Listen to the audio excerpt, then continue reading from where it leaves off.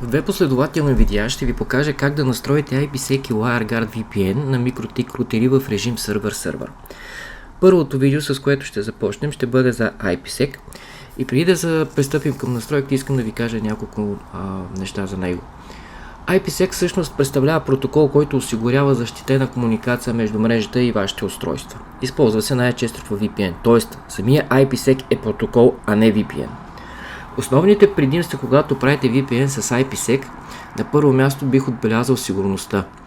IPsec предлага високо ниво на сигурност чрез криптиране на данните, удостоверяване на източника и защита срещу подмяна на данните. Той използва алгоритми като AES, това е Advanced Encrypt стандарт, и 3DS, Triple Data Encrypt стандарт. Самите имена подсказват какво прави това нещо. Те са предназначени за криптиране. Поверителността също е много важно нещо. Данните през IPsec са криптирани. IPsec използва механизми като обмен на хаш ключове от типа на Hash-Based Message Authentication Code, което служи за удостоверяване на интегритета на данните, като предотвратява неоторизиран достъп до тях. IPsec също така е много гъвкав. Той може да работи в два режима.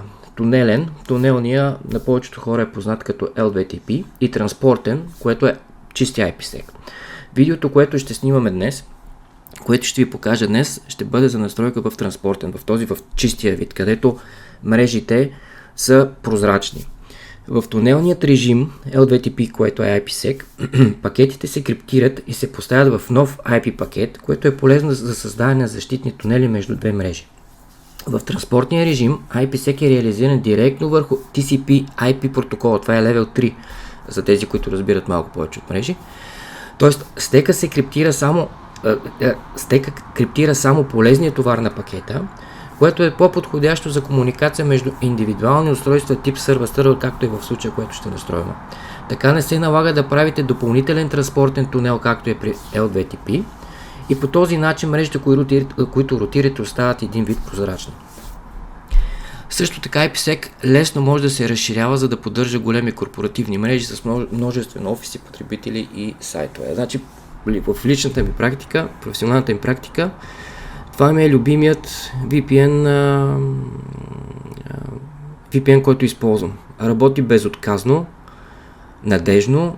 Настроите ли го веднъж, пална ли това нещо, то си работи. Може да обслужвате изключително много офиси, да ги свържете помежду си, да им раздадете права, кой какво да вижда и така нататък. Също така обаче, като освен хубави неща, има и някои слабости. IPsec изисква отворени портове като 500, 17.01, 45.00 и 50, включително и от страна на интернет доставчика ви, което го прави лесен за забрана на национално ниво. В много държави имайте предвид, че IPsec е забранен и той е забранен със закон. Друг минус е, че ако имате кофти разписан фаервол, често ботове и хакери ще се учат да се опитат да пробият IPsec-а. Затова то си има лек. И лека си е просто да използвате такива хубави мазни дълги пароли. Ще ви покажа точно за какво става дума малко по-късно. Също така IPsec е много лаком на ресурси. Не го препоръчвам за ползване при стари устройства с едноядрени процесори с малко памет и без IPsec акселератор. Такива устройства IPsec ги мъри здраво. Това се дължи на факта, че процесорът отнема много време за цялото това криптиране на данните, разкриптиране, които се получават и изпращат при установяването на връзка между двата рутера. За целта на нашето видео ще използвам RB750G, който е подходящ за VPN с IPsec, и не толкова подходящ е Hub AX Lite LTE6, това е с мобилна SIM карта. Общо взето той е двуядрен процесор и с 256 RAM би издържал, но ако го ползвате за офис за такива неща, не е подходящо изобщо. За по-слаби устройства, по-подходящ вариант на VPN е WireGuard, който ще разгледаме във второто видео. Започваме с настройката на първия рутер. Първата стъпка е създаване на профил. Това става през менюто IPsec, таба профили. С плюсчето добавяме нов прозорец за нов профил и е хубаво този профил да си го надпишете, особено когато правите връзка между повече от един офис. Практиката при мен е да си ги надписвам с имената на офисите. В случая ще го направим по-просто. Офис 1, офис 2. Хаш алгоритъм избираме 256. PRF алгоритъм го оставяме в режим Auto, както е по подразбиране. В Encryption алгоритъм премахваме 3DS и AES-128 и го заменяме с AES-256. DH Group представлява това е така наречен алгоритъм за криптиране на Diffie-Hellman. Няма да влизаме в подробности, който се занимава с криптография, срещал тези имена. Те са изключително популярни в тази сфера. От DH Group премахваме мод DP1024 и остава само това, което е на 2048. Proposal чека го остава под дефолт. Lifetime си остава също под дефолт. Lifetime е протокол, който следи дали връзката между двата рутера е жива, т.е. в продължение на един ден тя си прави тази проверка. NAT Traversal представлява протокол, който инкапсулира пакетите, които се изпращат в UDP, не в TCP, в UDP. Оставяме го така както е. DPD and Lifetime, това представлява протокол, който също проверява дали отдалечения партньор, в конкретния случай, разбирате, рутер, отговаря на запитванията. Това също го оставяме по този начин. Тази настройка е идентична, трябва да я направим и в втория рутер, но ще ги караме едно по едно в момента. Даваме Apply и вече имаме създаден профил. Втората стъпка е да създадем peer. Пак от плюсчет съседния таб, който е. Пак си задаваме име на peer. Пак може да го кръстим по същия начин. Office 1, Office 2. Така. И тук в момента трябва да зададем външните адреси на самите рутери. В конкретния случай този HubWide, външният му адрес е на Office 2. Това е Office 2, което настрояме. Значи трябва да въведеме адресът на рутер 1. Желателно е тези адреси да ви бъдат статични, да не се променят. Тогава самия VPN работи значително по-стабилно. Така, портове и локал адреси не посочваме в конкретния случай. От профили избираме профила, който създадахме преди малко. Office 1, Office 2. В Exchange мода задължително посочваме IK2. IK2 е протокол, който също е свързан с криптирането. Той обменя ключове, които не се повтарят. Така, обърнете внимание, че долу имаме две отметки. Passive и Send Initial Contact. Така. Когато правиме VPN с IPsec в типа сервер-сервер, както е в момента, разбирате, рутер, задължително избираме втората отметка, Send Initial Contact. Ако ползваме динамични IP адреси, използваме първата отметка пасив. В този случай рутера не се опитва постоянно да изгради връзка през IPsec между двете устройства. Той ще седи и ще очаква от другата страна да бъде потърсен. В конкретния случай ние обаче ползваме настройки за сервер тип, така че го оставяме по този начин. Така peer-а ни за единия рутер е създаден. Третата стъпка трябва да създадем така наречено Identities. Това става пак с плюсче. В момента казва, че peer-а не е създаден, обаче ние го създадохме, така че би трябвало всичко да бъде наред. Сега, в встъплението на видеото бях ви казал, че една от слабостите на този тип VPN е, че има отворени портове. Един от начините, по който може да предотвратите евентуално разбиване на VPN-а, е като използвате дълга парола с 22 знака. Вместо да си измисляте разни пароли, винаги може да си генерирате да си вземете готово през някой пасворд генератор. Ето сега ще си отворим един. Аз използваме този, който е на passwordgenerator.net.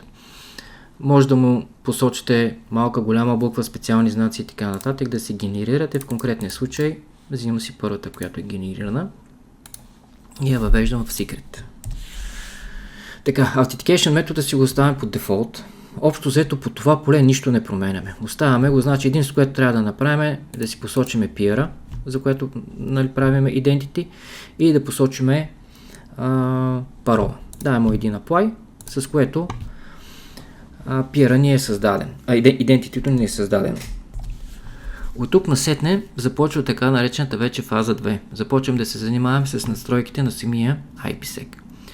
Първата стъпка, която трябва да направим е да създадем така наречен proposal. Това касае вече самия IPsec. Може да обърнете внимание, че общо взето настройките са идентични. Пак си избираме, задаваме си име Office 1, Office 2. Махаме от Authentication алгоритмите SHA-1, като го заместваме с SHA-256. В Encryption алгоритмите премахваме 128.192, оставяме само AES-256. Тук долу също трябва да създадем Lifetime, т.е. в продължение на един ден връзката се поддържа жива между двете устройства. Сега, PFS Group. Ако оставите PFS Group под дефолт, т.е. с мод DP 1024, това означава, че добавяте още една криптация към самата връзка. Тя е подобна на това, което ви разказах накратко за Diffie-Hellman алгоритъма. Но добавите ли, това означава да натварите още повече хардуер ресурсите на самия рутер. Затова може съвсем спокойно да я премахнете. Вие вече имате достатъчно силна криптирана връзка, няма смисъл от моя гледна точка да правите криптация още веднъж на самия трафик. Естествено, всеки може сам да избере дали това нещо е полезно за него спрямо нужди и така нататък. Така, даваме apply и пропоза ни е създаден. Следващата стъпка е да създадем полисите.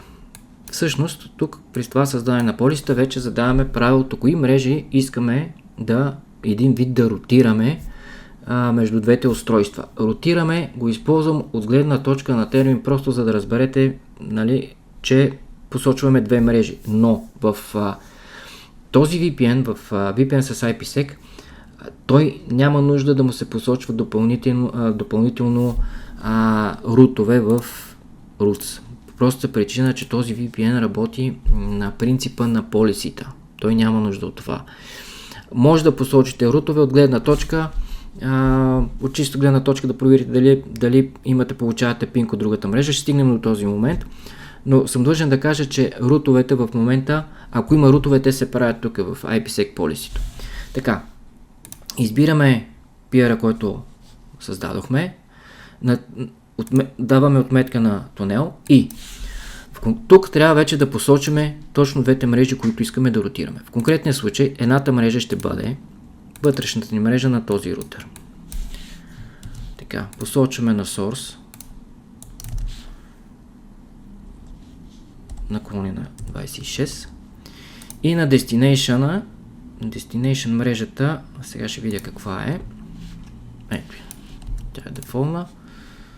Това е на другия рутер. Посочваме 0.24.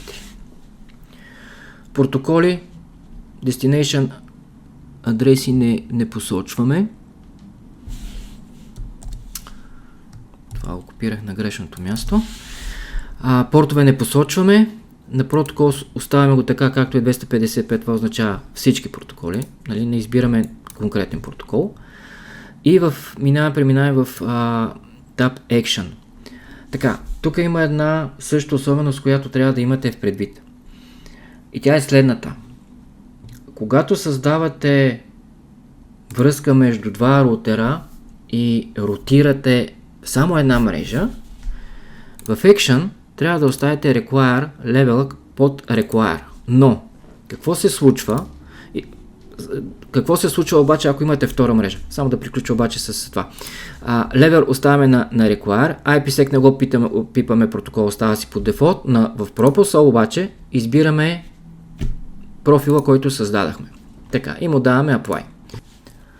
Когато създавате връзка между два рутера, но в конкретния случай обърнете внимание, че ние ротираме две мрежи. Едната мрежа от този рутер и съответно мрежата от другия рутер. Но, какво се случва, ако искаме да ротираме втора мрежа, тъй като ние нямаме ограничения на броя мрежи, които искаме да ротираме, т.е. от другата страна на рутера може да има VLAN или няколко подмрежи и вие може да искате да имате достъп към тях, защото примерно там ще имате някакви ресурси, би било то сървърни, сториджи, без значение. В конкретния случай, в Action, когато създадеме примерно втора мрежа, ето сега за всеки случай просто да го покажа, ето да кажем, че втората мрежа на Destination рутера ще бъде 400. А ако изберем в Action level също да бъде require, втората ни мрежа няма да работи. И тя няма да работи по проста причина, че пакетите вече веднъж са маркирани.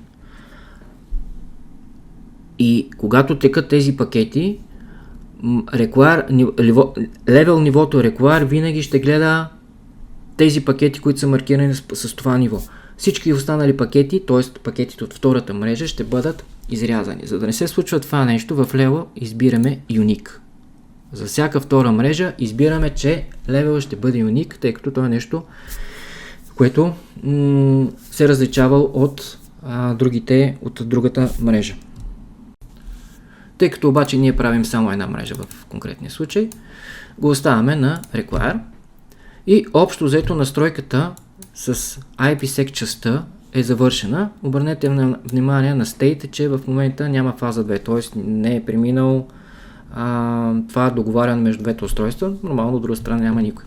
Сега, трябва да създадем няколко правила в Firewall. Казах ви, че IPsec използва няколко протокола. Те по подразбиране не са отворени. В конкретния случай нашата конфигурация няма абсолютно никакви правила. Така че ние ще създадем. Отваряме си ново Firewall правило и казваме в чейна, че целият трафик, който влиза вътре по протокол 17, разбирайте UDP, всички портове, запитвания към тези портове ще бъдат отворени. 17.01 500 4500. Интерфейс, избираме интерфейс лист WAN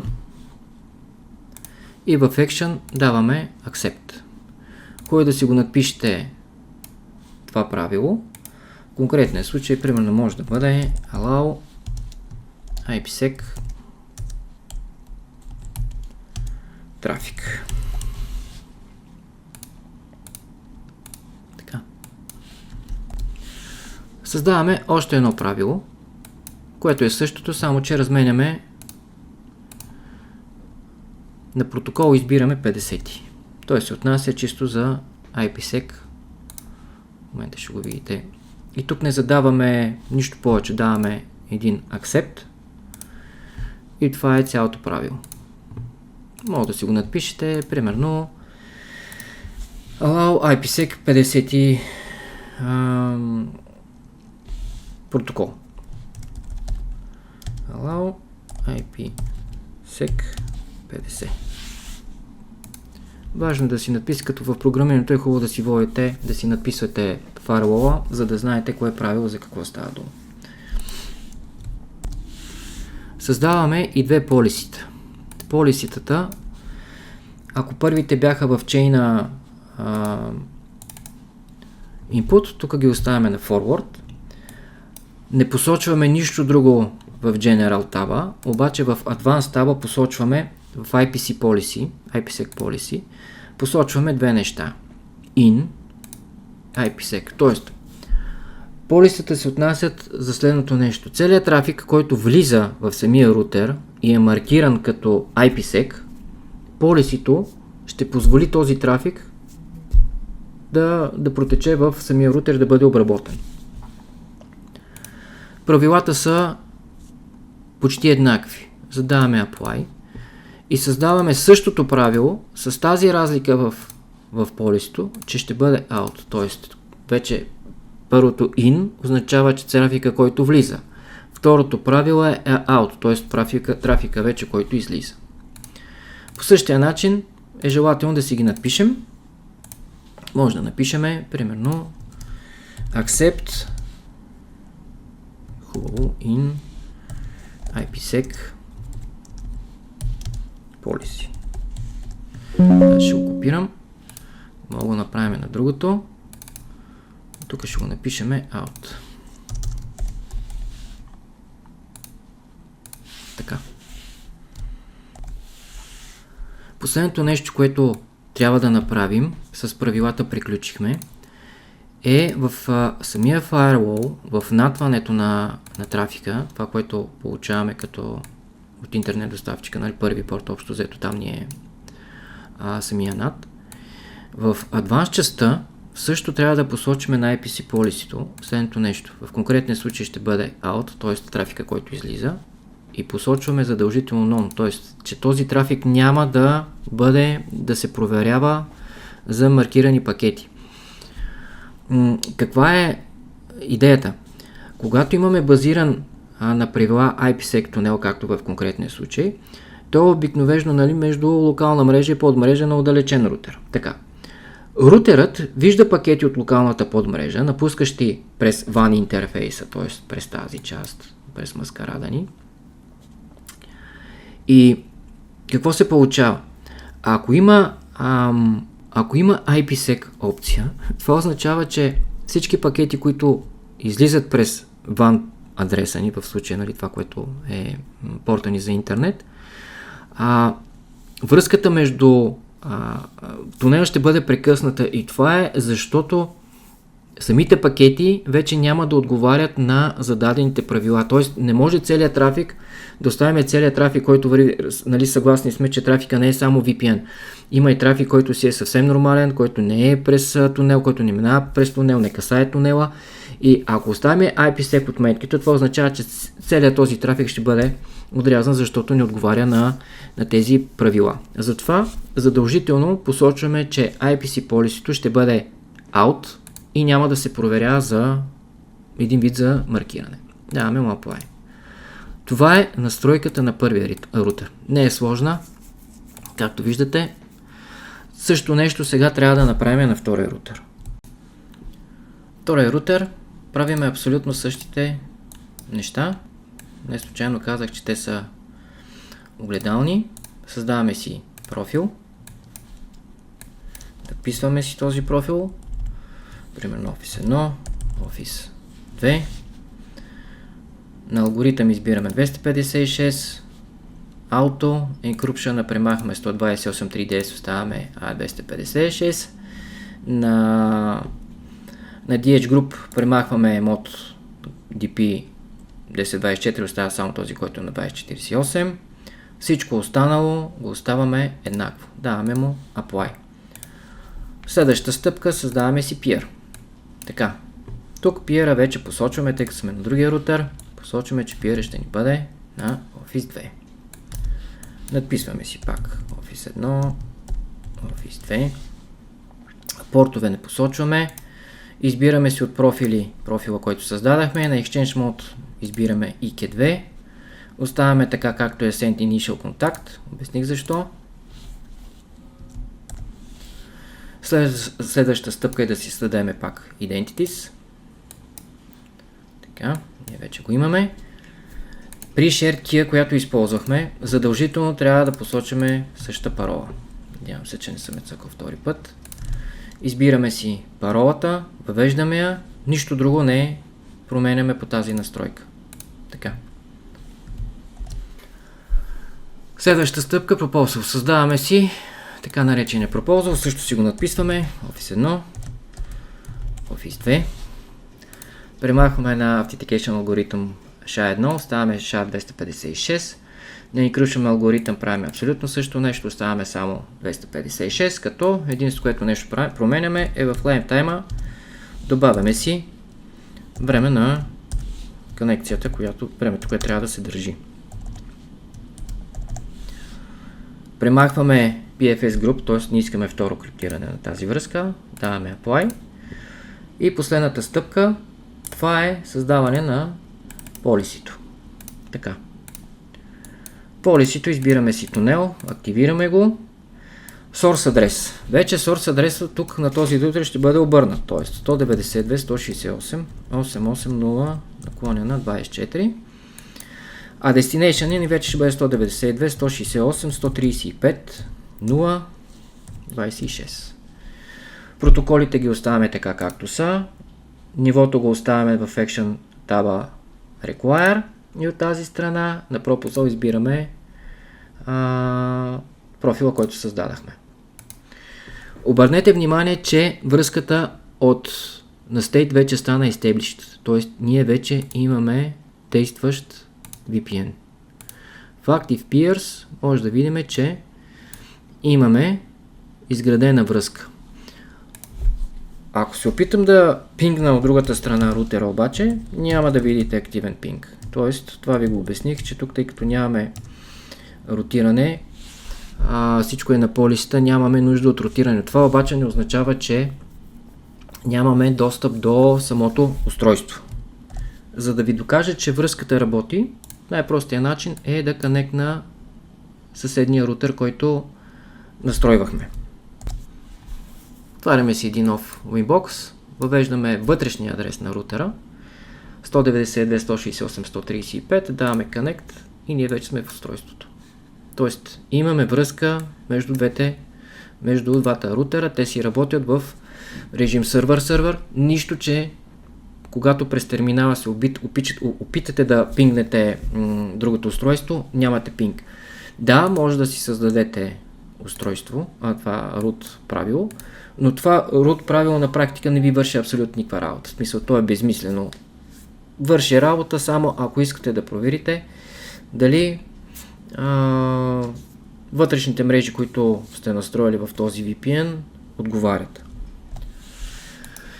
За да върви трафика и в двете посоки, тук трябва да създадем също firewall правила.